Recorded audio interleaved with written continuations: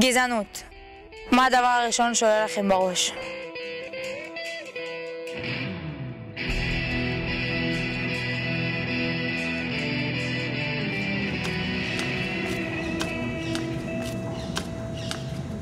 לי קוראים שלומי דסאלי, עובד בעיריית פתח תקווה כאחראי תלמידי אתיופיה כ8 שנים. בעצם אני אחראי גם על השיבוץ שלהם, גם לאחר שהם מגיעים למסגרות במוסדות החינוך, עוקב אחריהם, מלווה את המשפחות ואת התלמידים עם צוותים החינוכיים. זה בעיקר התפקיד שלי, אני 8 שנים בתפקיד. ברמה סבירה, כל בתי הספר לא יגידו רוצים, אבל לא יגידו שהם מסרבים לקלוט תלמידים יוצאי אתיופיה.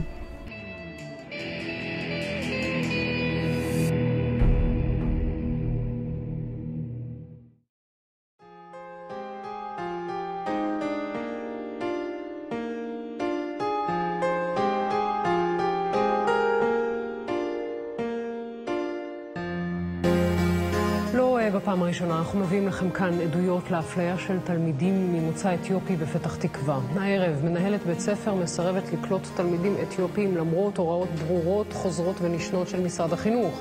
הנימוק שמספקת לאחד ההורים, רמתם של התלמידים לא גבוהה מספיק. Children waiting for the day they feel good. Happy birthday, happy birthday. And to feel the way that אמנם המדינה שלנו נראית ככה, אך במסע שלנו לא התעסקנו במי אשם או למה הם עושים את זה. החלטנו שאנחנו מתעסקים באיך לשנות. מי יכול ובמה זה תלוי. 5, 4, 3, 2, 1. חצי דקה, כולם אליי! קדימה לחדר, קדימה, חצי דקה!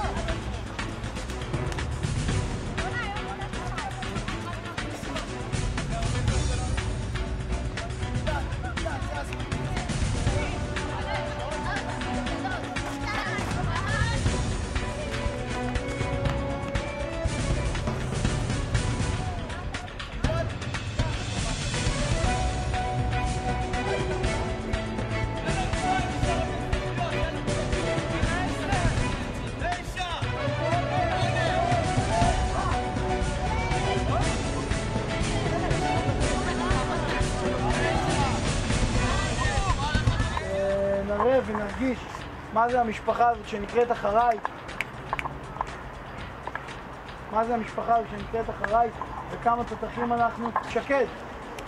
ואנחנו כל הזמן מספרים, אנחנו רוצים להראות להם מי זאת הקבוצה הזאת ומה זה המשפחה הזאת ואיך אנחנו יודעים לעשות מורל. 3, 4 אחים! אחים! אחים! אחים! אחים! שמחה!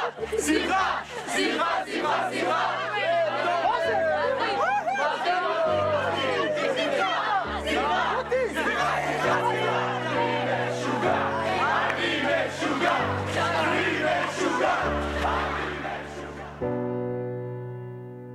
השינוי מתחיל בנו.